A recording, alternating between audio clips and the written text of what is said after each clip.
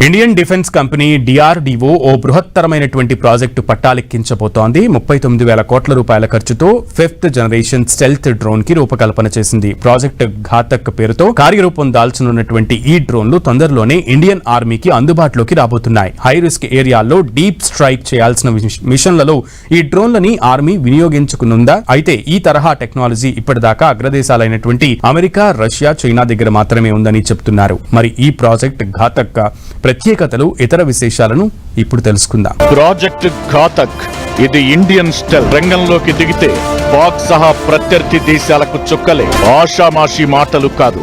5వ తరం స్టెల్త్ ఇది. గల్ఫ్ వార్ నేపథ్యంలో ప్రతి దేశం తమ స్వీయ రక్షణ గురించి ఆలోచించుకోవాల్సిన పరిస్థితి ఏర్పడింది.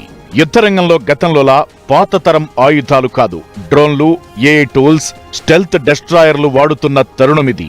ఈ నేపథ్యంలోనే ప్రాజెక్టు ఘాతక్ పేరుతో కేంద్రం ఏకంగా 39,000 కోట్లతో ఓ మానవరహిత స్టెల్త్ డ్రోన్ తయారీని వేగవంతం చేయనుంది. తేజస్ ఫైటర్ జెట్ ఆకారంలోనే ఉండే ఈ unmanned combat vehicle Ghatak high risk deep strike మిషన్ల కోసం రూపొందుతోంది. శత్రు దేశాల వాయు రక్షణ వ్యవస్థలను తొత్తునియలు చేసేలా ఈ అరివీర భయంకరమైన స్టెల్త్ డ్రోన్ తయారవుతోంది. దీనికోసమే కావేరీ డెరివేటివ్ ఇంజిన్ కేడీఈని అమర్చుతున్నారు. Advanced medium combat aircraft కేటగిరీలో ఈ ఘాతక్ ప్రత్యేకతలు ఏమిటంటే ఇది చాలా తక్కువ స్థాయిలో మాత్రమే ఇన్ఫ్రారెడ్ కిరణాలను వెదజల్లుతుంది.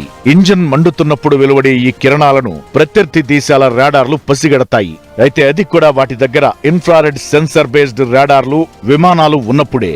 వీలైనంత తక్కువ స్థాయిలో పరారుణ కిరణాలను వెదజల్లుతుంది. కాబట్టి ఈ ఘాతక్లను పసిగట్టడం తగ్గిపోతుంది. అలానే దీని డిజైన్ కూడా తోక భాగం చాలా తక్కువగా రూపొందించారు. ఇంటర్నల్ వెపన్స్ బే కూడా స్టెల్త్ సామర్థ్యం పెరిగేలా చేయగా ఈ స్టెల్త్ డ్రోన్ దానంతట అదే ఎగరగలదు, అలానే ల్యాండు అవగలదు. దీనిలో అమర్చిన అటానమస్ ఫ్లైట్ సిస్టమ్ ద్వారా ఇది సాధ్యపడుతుంది. నిజానికి ఈ ఘాతక్ ప్రాజెక్ట్ 6 ఏళ్ల క్రితమే ప్రారంభమైనా ఇప్పుడు ప్రపంచవ్యాప్తంగా చోటు చేసుకున్న పరిణామాలతో ఇండియన్ ఎయిర్ ఫోర్స్ కి ఇవి తక్షణ అవసరంగా మారాయి.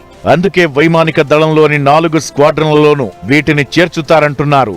సైనిక శక్తి భారీగా ఉన్న చైనా లాంటి దేశాలతో తలపడాలంటే ఇలాంటి స్టెల్త్ డ్రోన్లే సరైన ఆయుధాలని డిఫెన్స్ ఎక్స్పర్ట్స్ కూడా చెబుతుంటారు. ఇప్పుడు డిఆర్డీఓ ప్రైవేట్ సంస్థల భాగస్వామ్యంతో 6 ప్రోటోటైప్ మోడళ్లను తయారు చేయడం, వాటి తరువాత వెంటనే 60 ఎయిర్ క్రాఫ్ట్లను సిద్ధం చేసేలా ప్రతిపాదనలు సిద్ధమయ్యాయి.